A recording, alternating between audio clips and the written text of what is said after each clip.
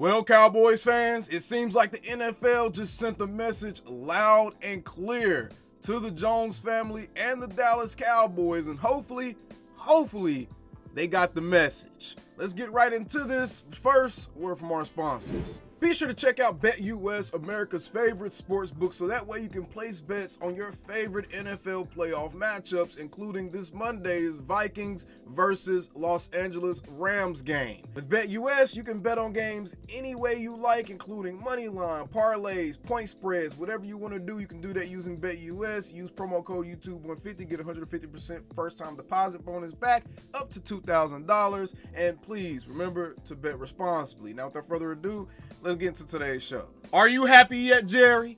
Are you happy?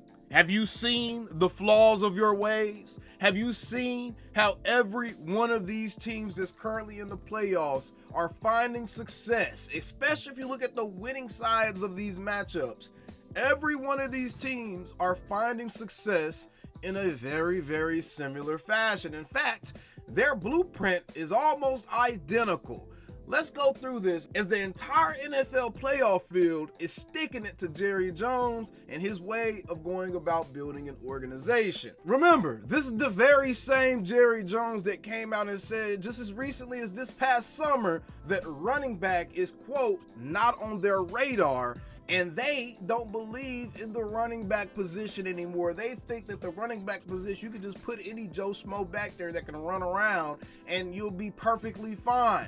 But the rest of the NFL is actually showing Jerry Jones the exact opposite is what you need to be successful in the playoffs. And this is the reason why it is pivotal. It is pivotal not to just draft a running back in this year's draft. I do not understand Cowboys fans' fascination with trying to get the 6th and 7th and 8th best players at a position in the draft just for the purpose of trying to be too smart for their own damn britches. Some of you Twitter analysts and Twitter draft scouts and stuff like that, YouTube draft scouts, some of y'all need to hand in your credentials, man, because y'all are overcomplicating this thing and you sound like Jerry. This is a reason why you go get an Ashton Genty. When you look at the Chargers versus the Texans, and you see that the Texans won 32-12, and you actually watch the game and you realize that the game was actually rather close in the first half, but then the second half came around and, what was the difference in the second half? The difference was you got Joe Mixon actually started to run the ball well for the Houston Texans, which actually put their offense back in a stable place and allowed them to run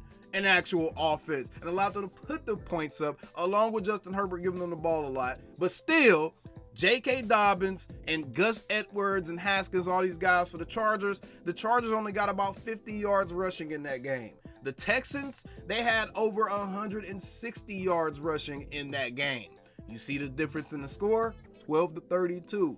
That trend's going to continue, I promise. Steelers versus Ravens, 14-28. You look at that game and how it played out. It's very interesting to see that all the teams that won their games, they won with a very specific play style.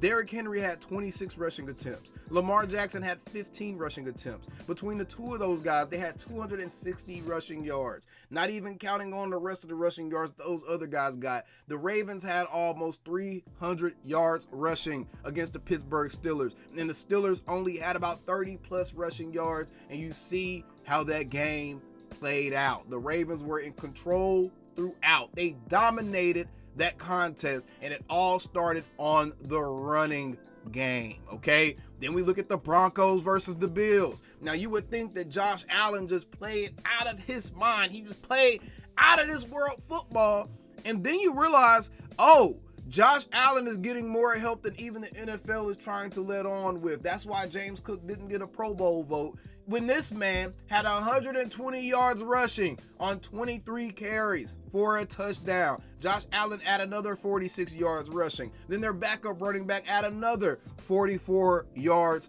rushing. And this is also a team that just drafted, even though they had good running backs, they just drafted Ray Davis from Kentucky in this past year's draft.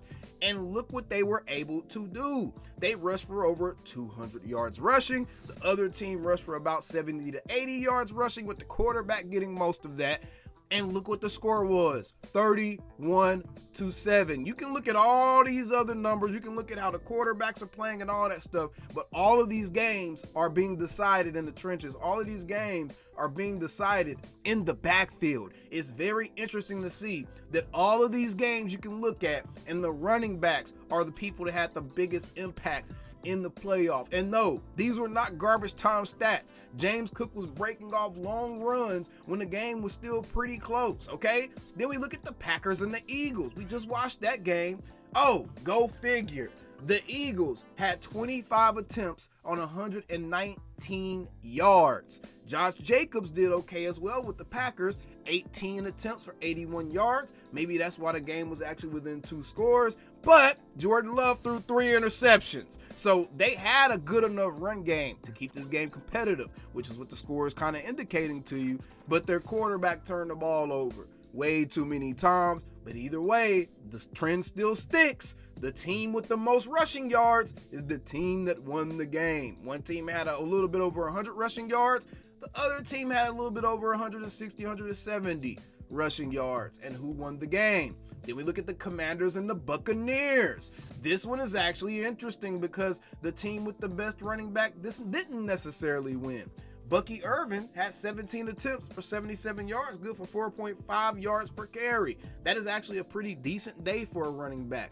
But then you look at the Commanders and you realize that even though they didn't get as much yardage as a Bucky Irvin did, they controlled the football. They rushed the ball over 30 times against the Tampa Bay Buccaneers. The Buccaneers rushed the ball 25 total times. The Commanders rushed the ball over 30 times, and you see the difference in the game. The quarterback turned the ball over, and then the Commanders ended up winning. But before Baker Mayfield turning that ball over, the trend was still about to stick.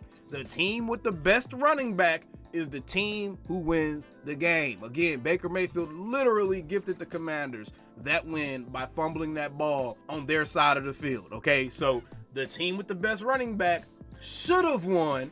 The Commanders got lucky. Even though the Buccaneers had more yardage rushing the ball, the Commanders were more committed to running the ball, and look what happened. The Commanders did end up winning that game. So this is why I say the NFL has sent a very, very loud and clear message to Jerry Jones that this type of deal, this type of line of thinking when building a team, this isn't going to work.